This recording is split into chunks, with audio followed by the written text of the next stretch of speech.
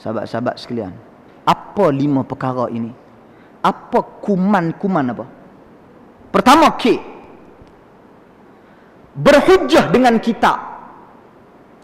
Bila kita bawa ayat Al-Quran, bila kita bawa hadis Nabi, bila kita bawa petunjuk-petunjuk daripada Nabi, kata mereka, dalam kitab ni kata boleh.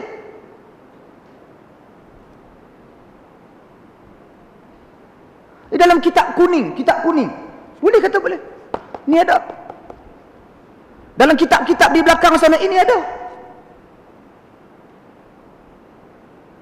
Berlaku ataupun tidak perkara seperti itu? Berlaku. Dan terlalu banyak. Mereka berhujjah dengan kitab semata-mata. Apa ni orang dah tulis dah kitab ni dulu ni, tengok ni kitab ni dulu ada. Tengok kitab ni kata apa? Cuba tengok kitab, silibus. Kita mengaji masa di sekolah ke di mana ke di universiti. Tengok ni kata apa? Walaupun perkara tersebut bercanggah dengan Al-Quran, menjadikan manusia berhujjah dengan kitab-kitab ini semata-mata untuk membelakangkan Al-Quran dan As-Sunnah. Tak ada ni.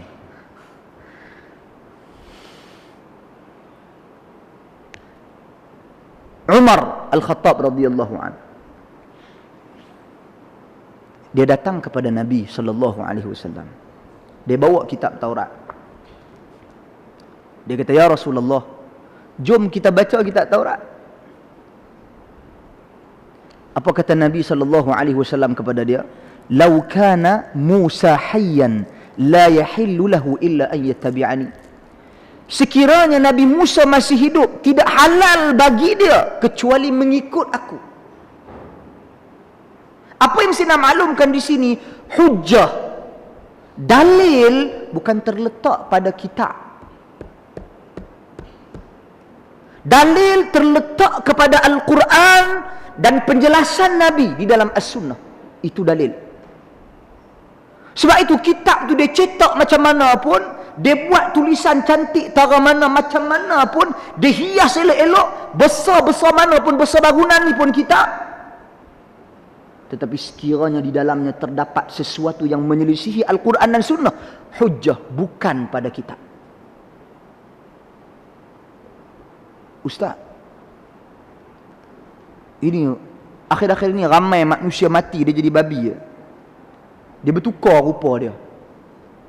Bertukar menjadi babi, bertukar menjadi anjing, lidah dia jadi panjang, mayat dia berulat, busuk, tanah kubur tak terima. Kita kata, mana dalil dan bukti-bukti perkara ini? Adakah Rasul sallallahu alaihi wasallam menjelaskan akan berlaku kepada umat Muhammad yang melakukan maksiat kepada Allah Subhanahu wa taala? Perkuburan mereka, jasad mereka akan jadi sedemikian rupa. Kata mereka, ni ada kitab ni, tengok ni buku ni. Buku apa? Saya tak kata.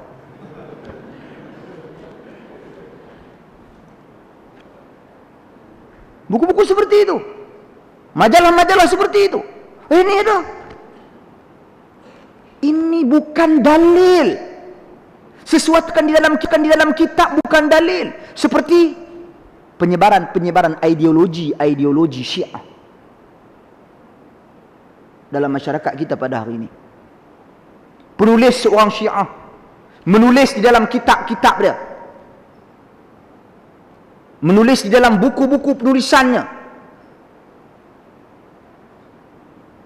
Kemudian bila kita berhujjah menyatakan ini sebahagian daripada agama kita, dalil dan buktinya ni ada dalam kitab.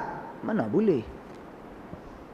Sesuatu yang ada di dalam kitab, walaupun kitab sebesar mana, seindah mana, secantik mana pun,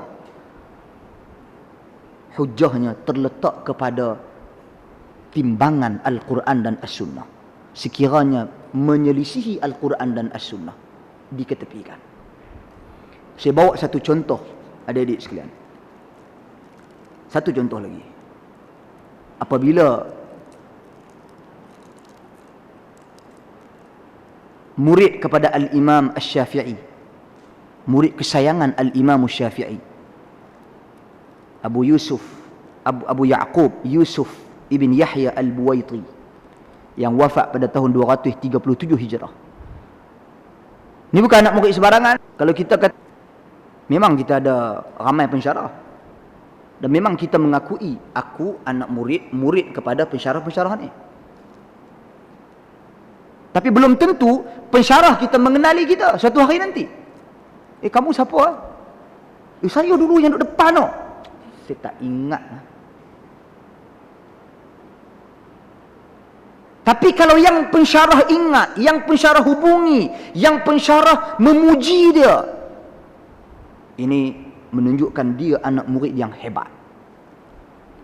Begitu juga Al-Imam Abu Ya'qub Yusuf Al-Buwaiti, murid kesayangan Al-Imam Syafi'i. Sehingga kan Al-Imam Syafi'i berkata, kata dia, tidak ada orang yang lebih layak untuk menggantikan aku, yakni di tempat pengajaran kuliah Al-Imam Syafi'i, selain Al-Buwaiti. Dan tidak ada anak muridku yang lebih alim daripada Al-Buwaiti. Betapa Al-Imam Syafi'i memberi sokongan penuh kepada murid dia, puji, memberi kepercayaan penuh kepada murid dia, menunjukkan orang ni orang hebat ke tak hebat? Hebat. Dan dia merupakan murid Al-Imam Syafi'i yang menguasai mazhab Al-Imam Syafi'i yang baru. Dua zaman yang berbeza. Yang mana zaman yang pertama, ketika mana Al-Imam Syafi'i berada di Baghdad, iaitu mazhab dipanggil Al-Qadim, mazhab lama. Pandangan-pandangan Al-Imam Syafi'i yang dikumpulkan, dan antara yang terkenal dalam mengumpul pandangan Al-Imam Syafi'i yang lama ini adalah Al-Imam Az-Za'farani. Bila Al-Imam Syafi'i pindah ke Mesir, dia mengeluarkan fatwa-fatwa yang berbeza dengan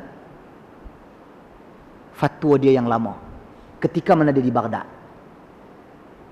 Maka anak murid dia susun, dan antara yang menyusun fatwa-fatwa baru dia adalah Al-Imam Al-Buwaiti, selain daripada yang terkenal Al-Imam Ismail Al-Muzani.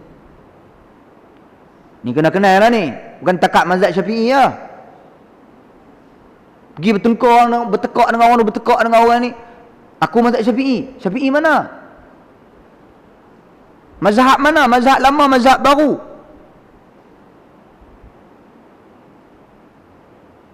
Jadi kita kena tahu.